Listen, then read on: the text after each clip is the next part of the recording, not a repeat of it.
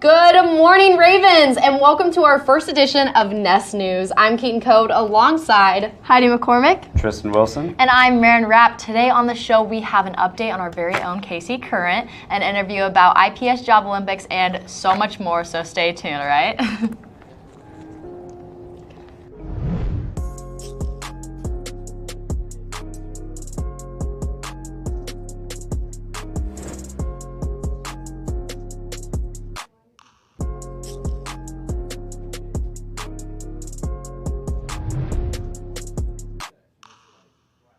Okay, I'm sure our viewers are a little confused on why there's four of us and we're sitting on a couch right now. But last week, Marin and I had the opportunity to go on KCTV5. Yes. It was such a cool opportunity, and we really liked the way they kind of ran things. Yeah, it was just so natural, and I felt like it flowed very well, and we just thought, why not bring that back to Northwest and try it out just for fun. Yeah, like kind of like a lifestyle show. Yes, for sure. But also, Marin and I had a busy week last year. Oh, yeah. Last week, we got to go to Casey Current to see one of their training sessions, and then we also got a very VIP tour of their new stadium that they're building. Yeah, super cool up close interviews with coaches, players. So, yeah, I mean, it was an awesome time. Let's see it. Yes.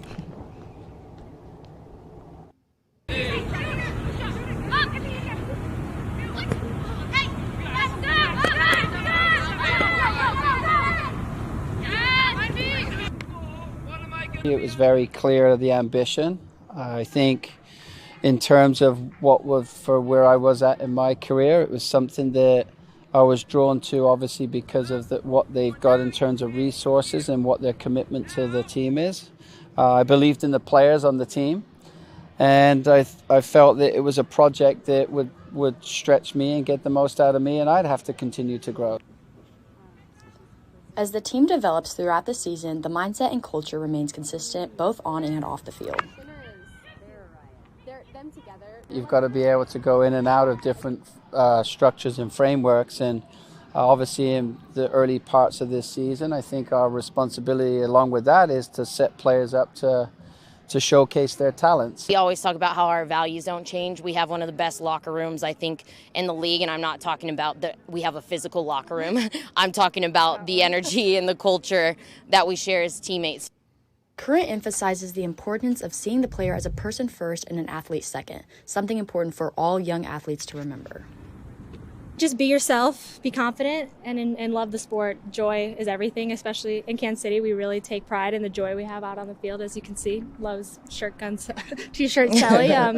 But yeah, just be joyful and be yourself and be confident. We talk about every player brings value. So if you're in the room, then you're already have brought value, and you have to act that way. So if there's an opportunity to lead, it doesn't matter who you are. And from there, then we grow. Last fall, Casey Current competed in the NWSL Championship, the first of many accomplishments of this rising team. Every great team is backed by even better support and a stadium to call home. Super excited about the idea of having our own stadium. I think the fact that it's the first women's soccer professional stadium in the world is a really incredible thing that Kansas City is doing, and it's just proving that investing in women is paying off. So yeah, we had the opportunity to check out history being made right here in our Kansas City backyard. Kansas City made history last October when they broke ground right here to create the first stadium dedicated solely to women's soccer. Out here is where the pitch is going to be. That's already dug out. We're kind of close to center pitch, to be honest with you. Right over in that direction, very center of the pitch.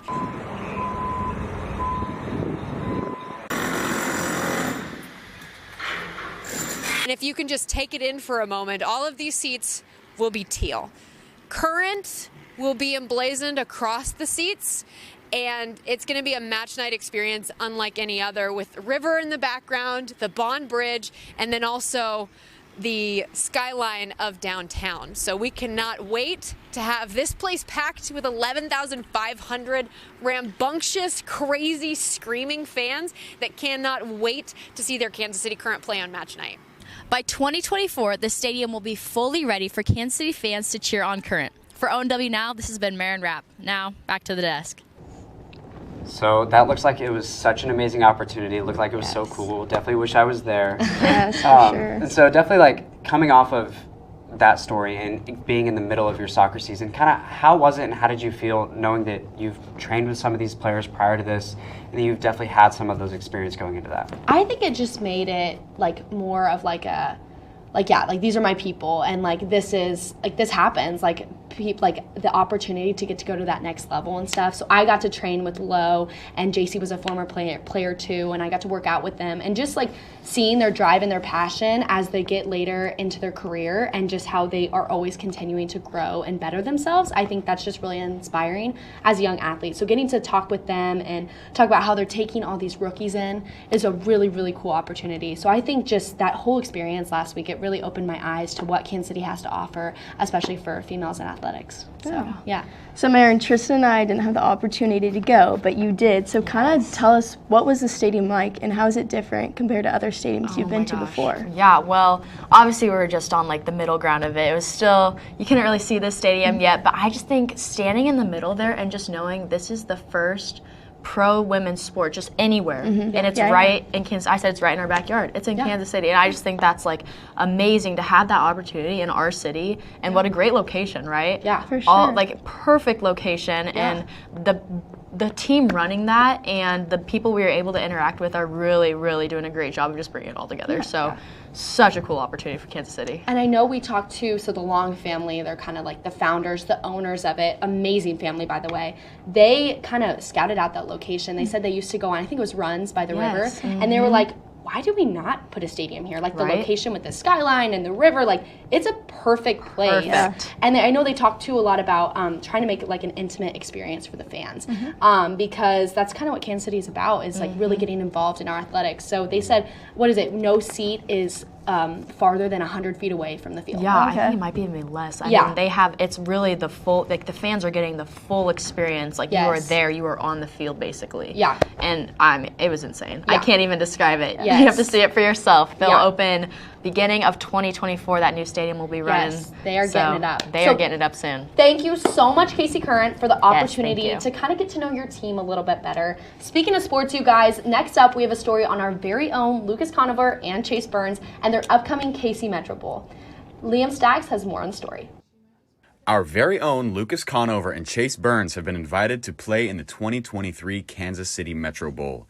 This is a huge honor as the best football players from Kansas and Missouri are invited to play just one more game in their high school career. Personally, I'm looking forward to just meeting another group of guys. I don't think it's going to end up like our season was, but I'm kind of excited just for another, camaraderie, another chance at playing football, After the football team's historic performance in the fall, winning regionals, sectionals, and being the last Olathe High School standing in the playoffs, Olathe Northwest got the recognition that not many schools will get the chance to receive. Yeah, because I think we got more eyes on Olathe Northwest football now than we ever have. So the last 2 years we've turned it around. Yeah, I think the way we played in the fall definitely had an impact on how we got nominated. If we didn't play at a certain standard, or if we didn't complete as much as we did, we definitely wouldn't have had as much experience to be able to create those opportunities. So I think, definitely a part of being nominated was how we did in the season. Chase and Lucas, being seniors, had an opportunity to pave the way for all the future Raven athletes, showing them what is possible when you work as hard as you can. We look forward to what they're going to accomplish in the KC Metro Bowl and their futures as a whole. The kind of legacy I want to leave is just like hard work. I mean, I think Kansas won in like 5-6 years, so it'd be nice to get a win for the Kansas side. This has been Liam Staggs for the Raven Network. Good luck, Lucas and Chase. We look forward to watching you compete again this summer. Our very own Heidi McCormick is sitting down right now with the directors of this year's feature films. Let's take it to Heidi. Thank you, Keaton. Every year, Entertainment produces 2 feature films, and today I'm joined by the directors of this year's films, Charlie Mowry, who is the director of Wings, and Jonathan Young, who is the director of Sunsets at Noon. Thank you both for being on the show today, and we're really excited to see what you guys have to produce. But to start us off, kind of tell us the overall process of how you go about producing a feature film and what your role is as a director. You want to go first? Yeah. So my role as director is mainly, obviously directing, but I really try and make sure that like the actors are portraying their facial expressions correctly, they're saying the lines correctly, especially with passion. A lot of these lines, it took a lot of time to make sure that they would say it funnily and it was actually supposed to be like a serious line. Yeah. So it's really just trying to bring that vision to fruition. Yeah. Charlie, what about you? Yeah, as a director, I see my role as a lot of like making sure everything's like running smoothly and kind of overseeing everything. As a director, like it's important to be well-rounded in a lot of things, so like you can kind of go and just like help out like everybody whenever they need. And it's just like a lot of just doing everything, making sure that like everybody's doing their jobs and just really just keeping the team motivated and carrying the vision throughout the film. Perfect. So Jonathan, you are the only junior director, so how does that make you feel knowing that the seniors chose you to fill that role as a director? When I found out, it was really surprising. It was very stressful because I was going up against a senior team, actually. And so I was super stressed out, and learning that they like picked me and everyone was like, oh, you could be a great director, you wrote the film, it's going to be like, I think you can do this. It was just, it was really, really motivating. Yeah. I felt like I had a lot of team around me that believed what I could do. Yeah. That's awesome. Congratulations. Yeah. Charlie, so you're the director of Wings. Kind of give us a rundown of what Wings is all about. All right, so Wings is a film about like a 17-year-old boy who he just doesn't really have a whole lot of love and compassion in his life. He like recently just like lost his mom, and so he's going through it right now. But the film is about he just like in the midst of it all over spring break right before his 18th birthday, he has an encounter with like this lady who tells him that he's an angel, and he has to complete like 10 good deeds in order to become an angel because he hasn't done 10 good deeds like that he needs to do in his entire life.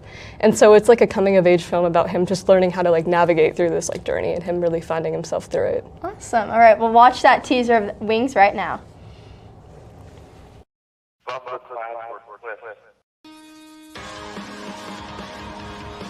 All this angel stuff is still really hard to believe. I don't know what that woman was on, but oh yeah, she literally grew wings.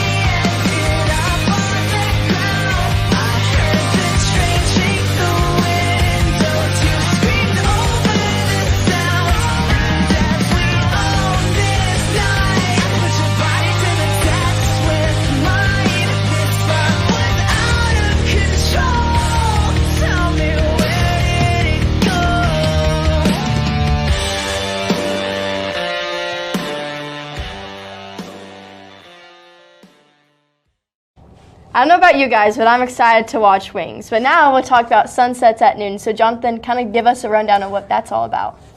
So I'll give a little teaser. Our film's about a 17-year-old Xavier. He's kind of just living his life, and he has this problem with his life, and he's trying to figure out what the secret is, because he's keeping a secret, but he doesn't know what it is exactly.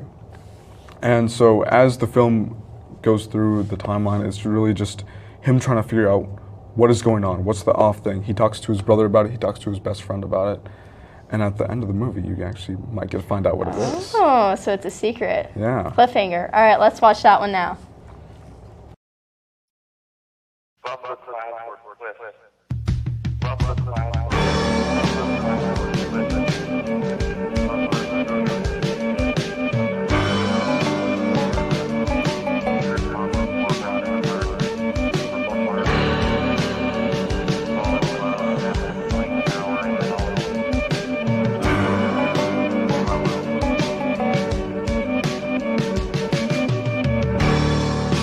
Where'd all the time go? It's starting to fly.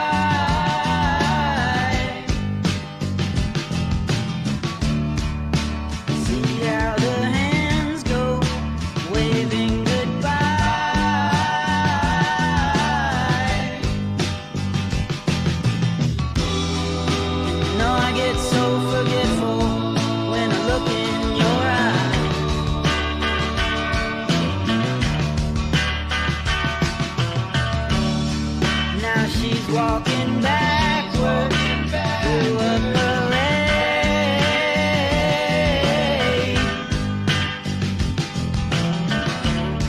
and I'm stuck in the shadow, blocking the shade.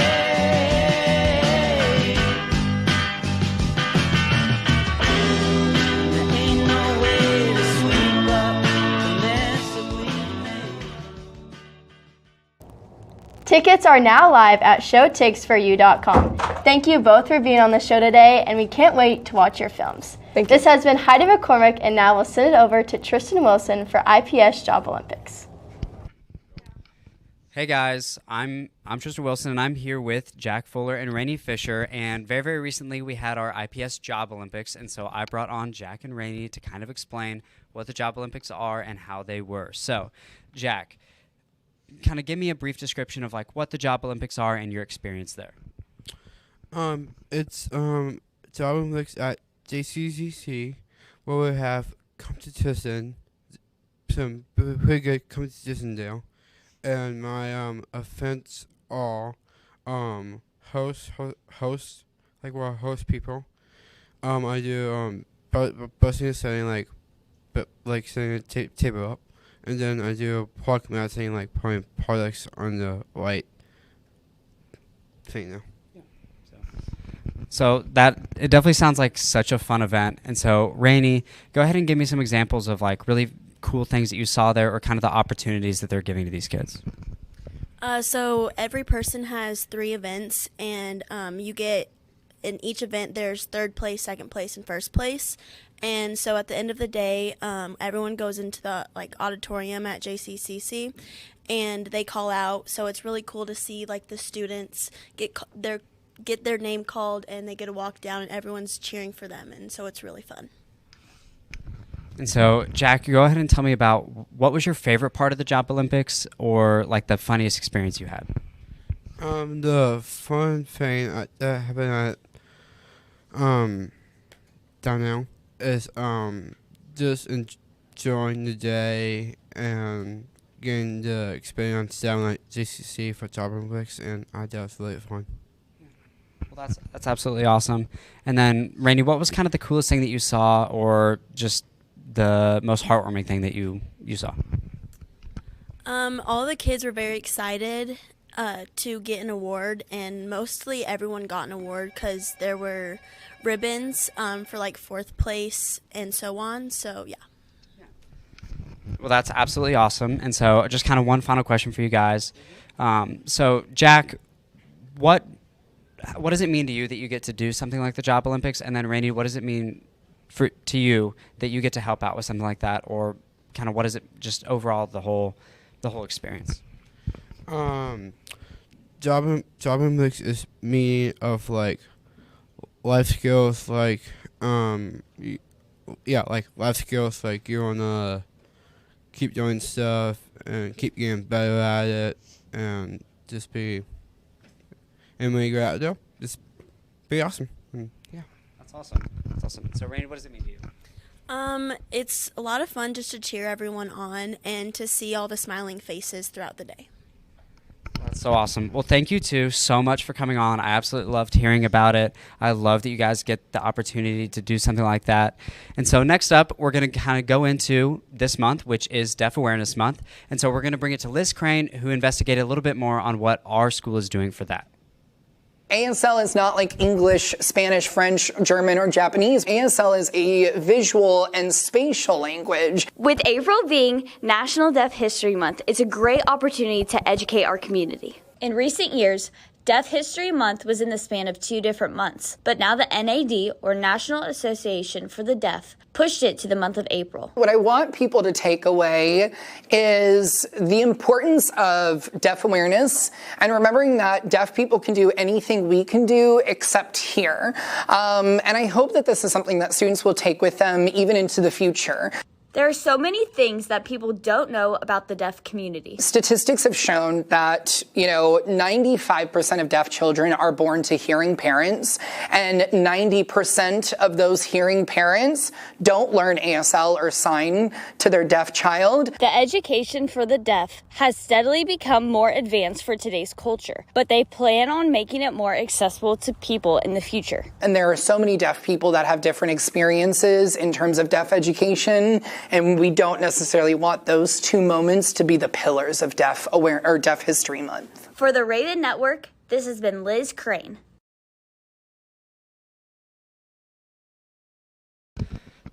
That was an absolutely amazing story. And then in tandem with it being Deaf History Month, we also have our ASL classes, and they're doing a sign of the week. So generally what this is you'll see a video and you'll have no context, no title. You won't even know what the word is. And then a Google form will come out with that. And then you can potentially win prizes if you guess what that sign is based on the sign of the week. So let's see it.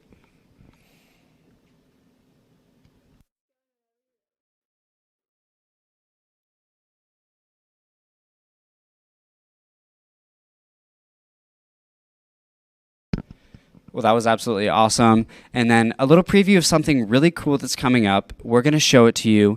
We've been working on it almost all year. Let's show it to you.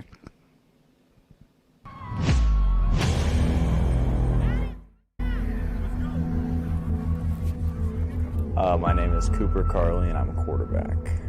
My name is Max Keller. I'm a running back and a linebacker, and I'm a senior.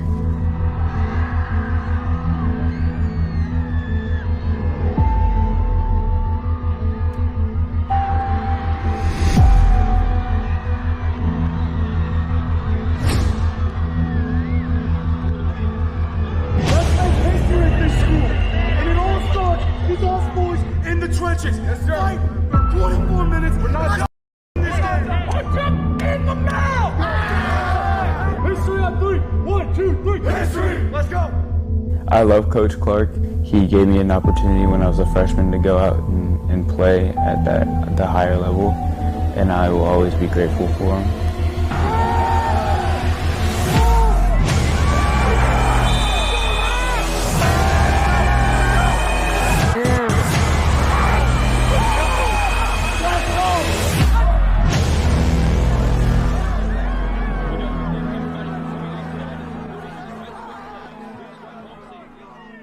Keaton, that is awesome what you guys have been working on. Tell me a little, I remember working on that all last summer, right? Yeah. It's been going on for a... Yeah, I know we kind of talked about it yesterday on the show, starting production in May, but I'm really excited to announce we finally have a premiere date set. Wow. So April 23rd, 7 o'clock, mark your calendars. Yes. We're going to be sending a link soon to purchase tickets. That'll be $5 online, $7 at the door. I'm really, really excited for this. I think it highlights the boys' season so well. And they've worked so hard, and we really just want to show everything that they put into their team. And what a great season to have a documentary. Oh, yeah. It yes. gives me the chills watching. Yes, yeah. I had goosebumps all over. Yes, well, yeah. Speaking of great things going on at our school, Yes. last Saturday our Science Olympiad team competed in the state tournament and placed 12th overall. So basically this is kind of like all these kids come together and there's different categories. It was really interesting kind of learning about it because I didn't know much either, but we had lots of students place. So Ethan Gao and William Bergman placed 6th in chemistry. Farrell Jawara and Nathan Simpson placed 5th in detector building category. Mallory Bestwick and Michael Manny placed 4th in environmental chemistry.